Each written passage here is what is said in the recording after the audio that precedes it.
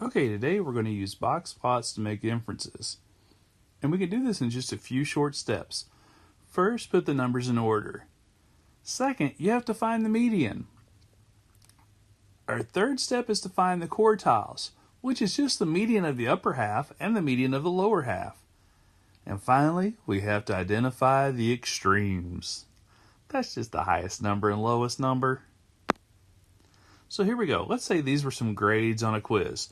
So the first thing we want to do is put them in order. And I like to cross them out as I go because it's just easier for me. So 1, 2, 5, 6, 7. Oh wait, I forgot that 0. I can put it right down there in front. 7, 8, 9, and 10. So it looks like some of these kids didn't do very well. Now to find the median, it's the number in the middle. So when I look at this, I have 1, 2, 3, 4, 5, 6, 7, 8, 9 numbers. So it should be the fifth number. How do I know that? Well, there's 4 numbers to the right, and then there's 4 numbers to the left. So this would be my median.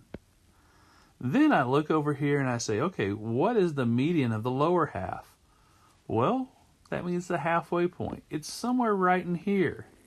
It's halfway between the 1 and the 2. So that's going to be 1.5.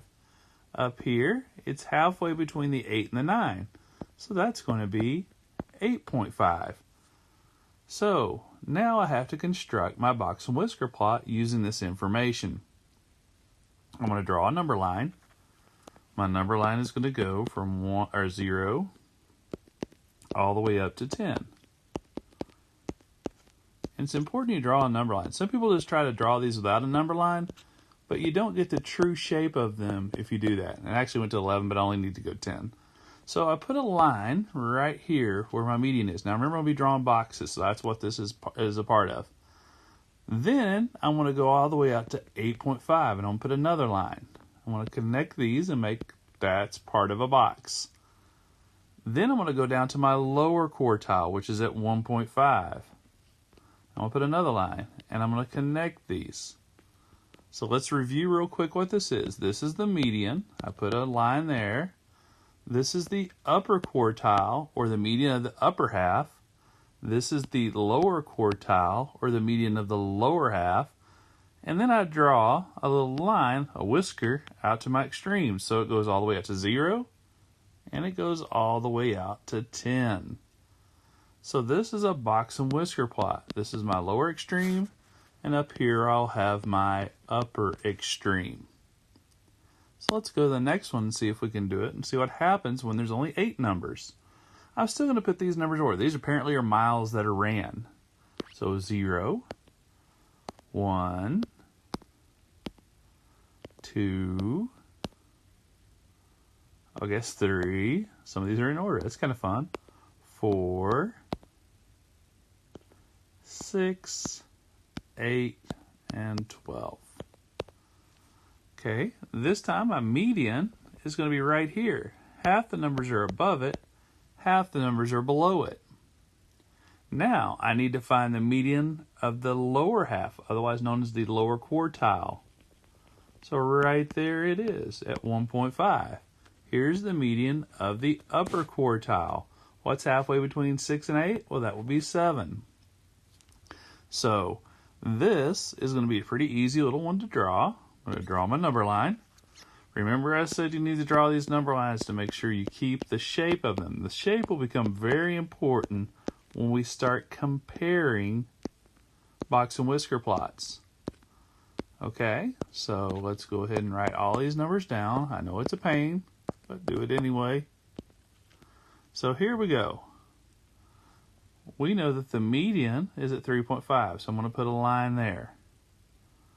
We're going to go down to our lower quartile, which is right down here at 1.5, and that's part of our box. Then we're going to stretch it all the way out here to our upper quartile. Then we draw a whisker out this way, and then a whisker down to here because they go to the extremes. 12 is our upper extreme, and 0 is our lower extreme.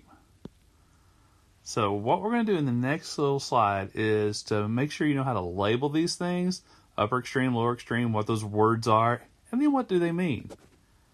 All right, so if we have a box and whisker plot, I'm just going to have you pretend that I did all kinds of good work and made this one. Okay, there's some things you need to know.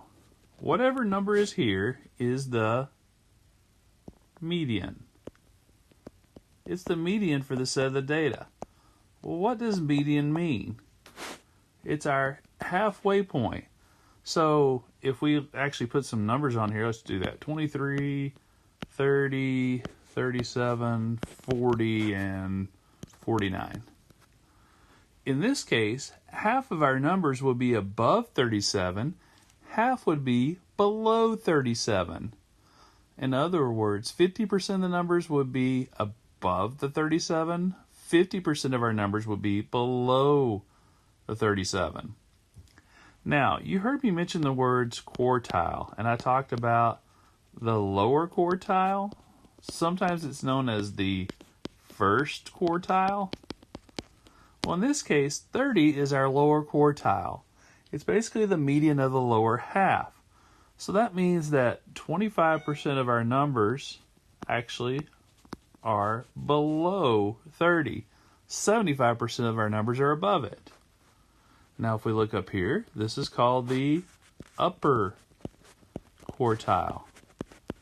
What it means is that 75% of the numbers are lower than it, and 25% of the numbers are above it. So 25% of our numbers are above 40. So if you notice this, each of these little areas of the box and whisker plot represent 25% of the data. So 75% of our data is below 40.